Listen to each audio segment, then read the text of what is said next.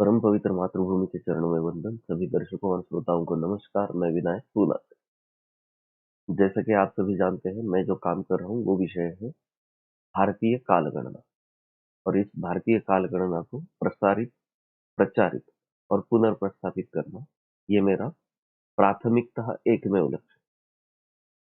तो ये जो मैं वीडियोस बना रहा हूँ, इसमें पहले बहुत सारे वीडियोस बनाए गए कि भारतीय कालगणना क्या है, उसकी व्याप्ति क्या है, उसका तत्व विचार क्या है, मेरा इस काम करने में क्या क्या उद्देश्य है, वगैरह वगैरह।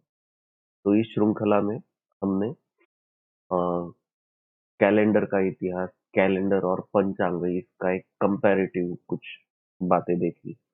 अब पिछले कुछ एपिसोड से इस पंचांग इस आधार पर भारतीय कालगणना के एक एक आयाम को, एक एक इकाई को समझने की हम कोशिश कर रहे हैं। जितनी मेरे पास जानकारी है वो मैं आपके साथ शेयर करने की कोशिश कर रहा हूँ, ताकि भारतीय कालगणना को समझने में ज्यादा से ज्यादा लोगों को आसानी हो। आज तक पिछले एपिसोड में हमने देखा कि अ, उसके पहले वाले एपिसोड में कि प्रमुख जो इसका प्रमाणभूत एक जो इकाई है वो दिन है, दिवस। उसके आधार पर वर्षमान क्या होता है वगैरह ये देखा। पिछले एपिसोड में हमने देखा कि अ, पिछले एपिसोड में, हाँ, दक्षिणायन और उत्तरायण की मैंने जानकारी दी आपको। अब इसके बाद अ, इसके बाद का काल विभाग, जो वर्षमान का एक विभाग है, वो है ऋतुवर्ण। तो आज का एपिसोड ऋतु वर्णन पर होगा। ऋतु यानी कि क्या है कि पर्जन्यमान, उष्णतामान इत्यादि हवामान के जो अ, परिमाण साधन है, हवामान को जानने के जो साधन है, जो यूनिट्स है, उनके भेद से वर्षमान के कुछ विभाग किए गए हैं। तो ये विभाग 6 किए गए हैं। भारतीय सभी इसमें ये 6 विभाग मिलेंगे। यूरोपीय सभ्यता में 4 ही विभाग माने गए हैं, 4 ऋतु होते हैं। भारतीय सभ्यता में 6 माने गए हैं। यानी हम 12 महीनों का वर्षमान पकड़ते हैं और ऋतु 6 है। यानी 2-2 महीने के एक विभाग को ऋतु कहा जाता है। यानी और इसका ये जो विभाग किए जाते हैं कालखंड, ये सौर आधार पर भी किए जाते हैं और चांद्र चांद्रमान के आधार पर भी ये 2 महीनों का कालखंड व्याख्यायित किया जाता है, डिफाइन किया जाता है। पारंपरिक चांद्र गणना के अनुसार ये जो ऋतु होते हैं, ऋतु 6 आपको मालूम है। अ, हाँ, बताता हूँ मैं अभी कि चांद्रमास की के आधार पर इसका विभाग कैसे होता है कि चैत्र वैशाख यानी वसंत ऋतु, ज्येष्ठ आषाढ़ यानी ग्रीष्म ऋतु, श्रावण भाद्रपद वर्षा ऋतु, अश्विन कार्तिक शरद ऋतु, मार्गशीर्ष पौष हेमंत ऋतु, माघ फाल्गुन शिशिर ऋतु। ये 12 महीने और 6 ऋतु। सौर गणना के आधार पर जो पिछले एपिसोड में राशि संक्रमण बताया मैंने, उसमें से सिर्फ मकर संक्रमण को ज्यादा महत्व दिया गया है। लेकिन जब भी सूर्य एक राशि से दूसरी राशि में जाता है तो उसे राशि संक्रमण कहा जाता है। तो जब सूर्य मीन और मेष राशि में होता है तब वसंत ऋतु माना जाता है। वृषभ और मिथुन में होता है तब ग्रीष्म ऋतु माना जाता है। कर्क और सिंह में वर्षा ऋतु, कन्या तुल में शरद ऋतु, वृश्चिक धनु में हेमंत ऋतु और मकर कुंभ इस राशि में सूर्य होता है तब शिशिर ऋतु माना जाता है। अब इसमें थोड़ा ध्यान देने की ज़रूरत है कि हाँ, और इस एपिसोड से आपको शायद थोड़ा-सा ये निर्देश होगा कि भारतीय काल विचार में सौर गणना, चांद्र गणना और नक्षत्र गणना, इन तीनों को एक साथ क्यों लिया गया? जैसे मैंने चांद्र, सौर, वर्ष इन दोनों को एक साथ गिनने के 2 रीज़न पिछले किसी एपिसोड में बताए थे कि पहला तो व्यावहारिक रीज़न कि वर्ष गणना की संख्या में अ, अंतर ना पड़े इसलिए। दूसरा, ऋतु चक्र के साथ तालमेल रहे दोनों वर्ष गणनाओं का। अब इसमें थोड़ा-सा वर्णन मैं ऐसा करूँगा कि उससे इसके पीछे होने होने वाले अ, विचारों का एक निर्देश आपको होगा और दूसरा एक निर्देश होगा कि अ, जीवन से ये कालगणना पद्धति कैसे जुड़ी है, जीवन के हर आयाम से कैसे जुड़ जाती है। इसका एक छोटा-सा निर्देश मैं आज के एपिसोड में करने जा रहा हूँ। यहाँ पर एक अ, ध्यान में आपके लाना ज़रूरी बात है कि जैसे चांद्र गणना के अनुसार मैंने बताया कि चैत्र, वैशाख इन 2 महीनों को वसंत ऋतु कहा जाता है। अब चांद्रमास तो 2 तरह से माने जाते हैं, ये बात मैंने पिछले किसी एपिसोड में बताई थी कि अ, पौर्णिमांत मास अ, मानने का भी एक प्रचलन है और अमावस्यांत मास मानने का भी एक प्रचलन है। तो यहाँ पर चैत्र, वैशाख ये 2 महीनों को वसंत ऋतु कहा गया और अगर हम चैत्र शुक्ल प्रतिपदा यहाँ से वर्ष की शुरुआत मानते हैं, तो ऋतु चक्र और हमारे यहाँ के व्रत, उत्सव आदि धार्मिक कृत्य और सांस्कृतिक, पारंपरिक जो ऋतु चक्र से जुड़े हैं, ऐसे उत्सव और इस कालगणना में थोड़ा-सा अंतर पड़ता है। और अगर पौर्णिमांत चांद्रमास को माना जाए, तो यानी फागुन की जो पौर्णिमा होती है, वो होली पूर्णिमा होती है। वहीं से वसंत ऋतु की शुरुआत मानी जाती है। तो ऋतु चक्र के साथ ज़्यादा नज़दीक आता है ये पौर्णिमांत चांद्रमास अगर हम पकड़ते हैं तो। इसमें हमें समझने की ये ज़रूरत है कि अगर प्रथम दृष्टया अगर इसे देखा जाए, तो ये अंतर क्यों पड़ रहा है? अब क्योंकि पिछले 1000-1200 साल से इसमें हम ज़्यादा कुछ अध्ययन नहीं कर पाए। उसका रीज़न क्या है बताया कि 1000-1200 सालों से इस संस्कृति पर आक्रमण ही होते रहे, तो ज़्यादा कुछ इसमें एडिशन नहीं हो पा रहा। उल्टा जो बेसिक ज्ञान का पूरा खजाना था, वो नष्ट होता गया है। तो उन कड़ियों को जोड़ने की ज़रूरत है। अब प्रथम दृष्टया इसको देखकर ये हमें डिसाइड करना है कि अरे! इतने मतांतर आते हैं अ, मत प्रतिपादन में भेद आता है। इसे देखकर हमें भाग खड़े होना है और इस ज्ञान के सागर को फिर से छोड़ देना है या हाँ, पिछले 1000-1200 साल से हम इसमें कुछ एडिशन नहीं कर पाए, इसको ठीक से रख नहीं पाए, तो अब इसमें कुछ काम करके इसे फिर से प्रस्थापित करने की कोशिश करेंगे। इस दृष्टि से हम देखते हैं, ये हम पर निर्भर करता है। मैंने जो चुना है, वो ये दूसरा मार्ग है और मुझे विश्वास है कि आप भी इस दूसरे मार्ग को ही सपोर्ट करेंगे। तभी हम इस भारतीय कालगणना को प्रस्थापित कर पाएँ और इसके आगे मैं जो बता रहा हूँ, उसमें से आपको ज़्यादा क्लिक होगा कि हाँ, ये जीवन से कैसे जुड़ी है। वैसे तो आज का एपिसोड ये ऋतु वर्णन है, लेकिन ऋतु का इस शब्द का मैं आगे चलकर अर्थ बता रहा हूँ।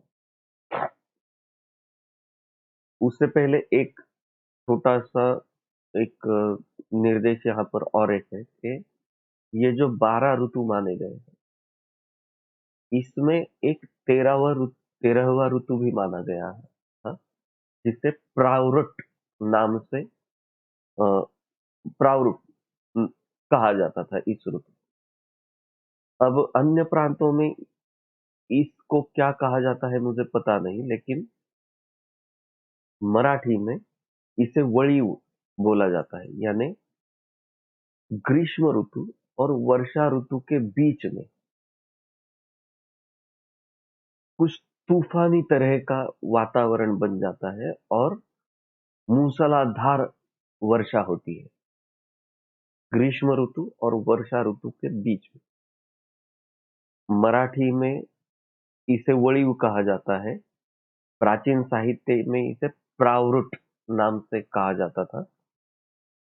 अ, अन्य प्रांतों में शायद कुछ नाम होगा इसे, आप देख सकते हैं, लेकिन इसका भी उपयोग हवामान शास्त्र में होगा।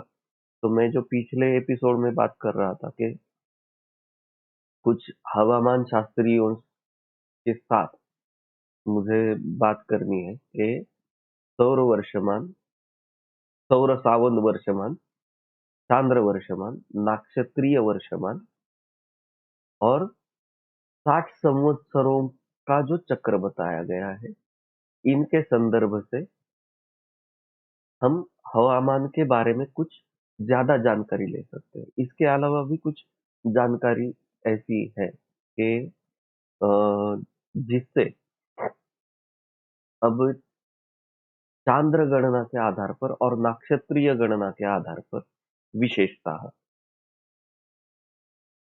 मेघ निवास कहाँ पर है? मेघ की वृत्तियाँ क्या है? मेघ के गुणधर्म क्या है? इन बातों को पुराने कुछ शास्त्रों में वर्णित किया गया। तो ये जो मैंने 3-4 शब्द बताए आपको कि मेघ का निवास क्या है, मेघ की प्रवृत्ति क्या है, मेघ के गुण विशेष क्या है, इस इसका अध्ययन और अवलोकन नक्षत्रीय गणना पर आधारित होता है। तो ये जो आज हम कहते हैं ना कि ऋतुओं में बहुत अंतर पड़ता जा रहा है वगैरह-वगैरह, तो इस वर्णन के आधार पर हम आधुनिक पर्यावरण शास्त्र के साथ, आधुनिक हवामान शास्त्र के साथ, क्लाइमेटोलॉजी के साथ इस वर्ष गणना पद्धति को या नाक्षत्रीय गणना पद्धति को जोड़कर पुरानी ही चीजें भारतीय संस्कृति में जिनको व्याख्यायित किया गया है, ऐसी ही बहुत सारी चीजें हमें नए से मालूम पड़ेगी। तो मेरी ये कोशिश जारी है, जैसे ही किसी क्लाइमेटोलॉजिस्ट के साथ मेरी चर्चा हो पाएगी, तो मैं इस विषय को ज़्यादा स्पष्टता से आपके सामने रख पाऊँगा। अब अ, ये तो हुआ बाह्य ऋतुवर्णन, यानी जो हमें हवामान, पर्जन्यमान, उष्णतामान इसके आधार पर हमें अनुभव में आता है बाह्य परिस्थिति। इसके अलावा उम, वनस्पतियों में जो उन वनस्पति के अंतर्गत होने वाली जो अ, रसोत्पत्ति है, फल फूल धारणा का समय है और उसका चक्र है, उसे भी ऋतु चक्र कहा गया है। आप तो अ, हम देखते ही हैं कि कुछ वनस्पतियाँ ऐसी होती है कि अ, वर्ष में एक बार ही फल-फूल धारणा होती है या कुछ वनस्पतियाँ ऐसी होती है कि वर्ष में 2 बार उनमें फल और फूलों की धारणा होती है। तो ये वनस्पतियों में होने वाला जो चक्र है, उनमें होने वाली रसोत्पत्ति जो है, इसके चक्र का अवलोकन, अध्ययन भी नाक्षत्रीय और चांद्र पद्धति से किया जाता है। इसका वर्णन वनस्पति शास्त्र में भी आता है। वनस्पति शास्त्र यानी आज का वनस्पति शास्त्र, बॉटनी नहीं कह रहा मैं, जो कश्यप संहिता पर आधारित जो वनस्पति शास्त्र है और कृषि शास्त्र है, उसमें आता है। और हाँ, इसका रेफरेंस ये भी है कि आयुर्वेद में जो अ, औषध निर्माण शास्त्र बताया गया है, उसमें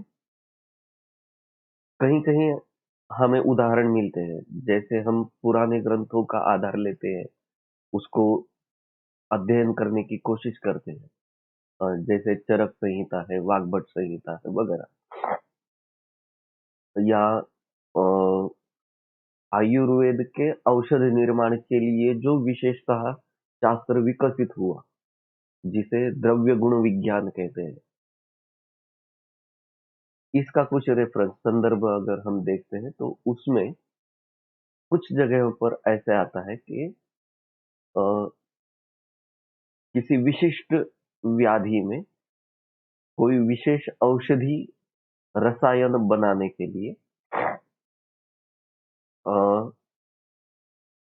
कोई वृक्ष की मूली का प्रयोग करना है या फल का प्रयोग करना है या उसकी वृक्ष के खाल का उपयोग करना है या किसी अन्य अ, भाग का, वनस्पति के भाग का उपयोग करना है औषधि में, तो वो मूली, उस वृक्ष की मूली कौन से सीजन में, कौन से ऋतु में जमीन से निकाली जाए, इसका वर्णन आता है।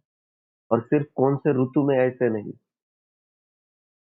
कौन सी तिथि पर, किस मुहूर्त पर निकाला जाए, इसका भी वर्णन आता है।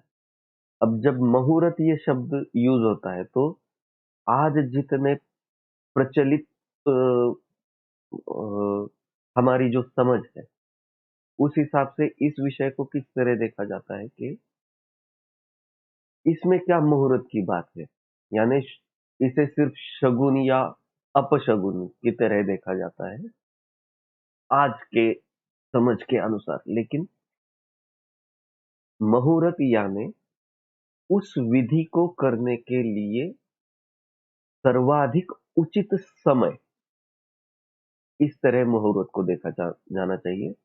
केवल एक पारंपरिक श्रद्धा के रूप में मुहूर्त इस शब्द की व्याख्या नहीं हो सकती।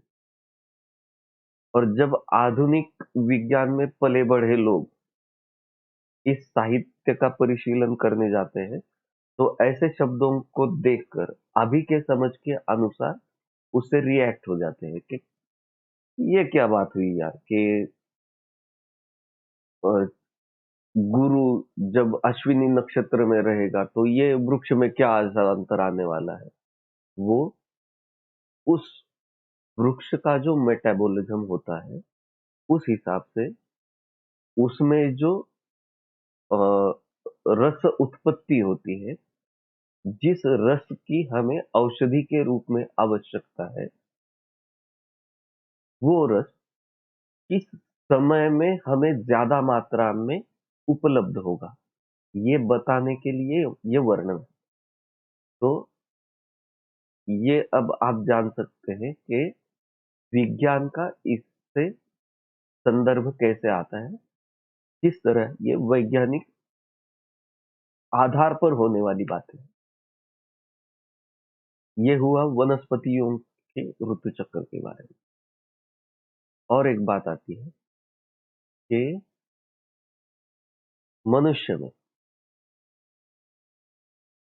स्त्री के मासिक धर्म को भी ऋतु चक्र कहा जाता है।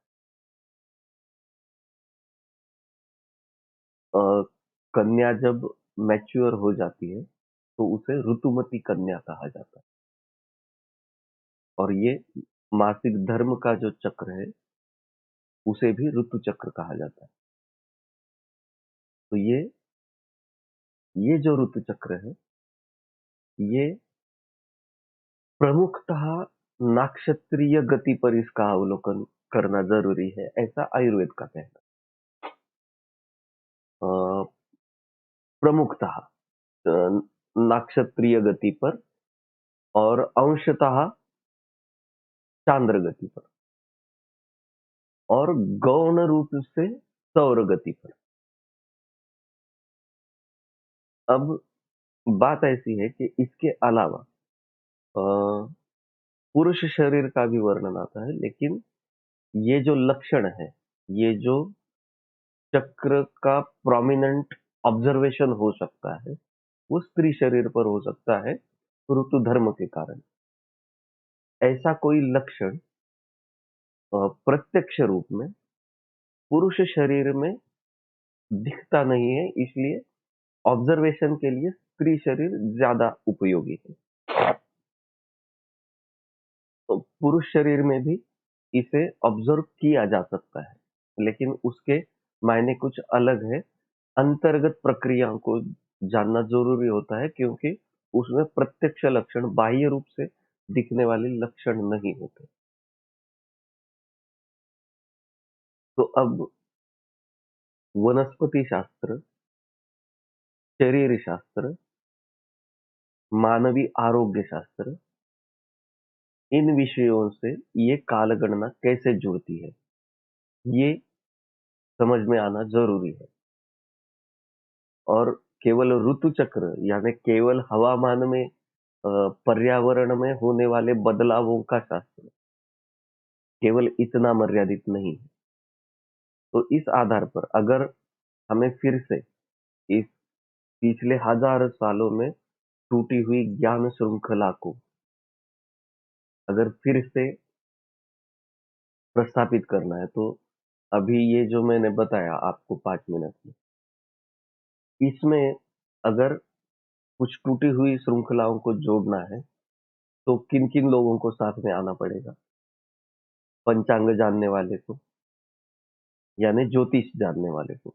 ज्योतिषीय गणित शास्त्र के आधार पर केवल फल फल ज्योतिष के प्रेडिक्शन करने वाले सिर्फ नहीं, उनका भी उपयोग होगा, लेकिन शास्त्रीय आधार पर जो खगोलीय गणित को जानते हैं, सृष्टि विज्ञान को जानते हैं, ऐसे लोग चाहिए।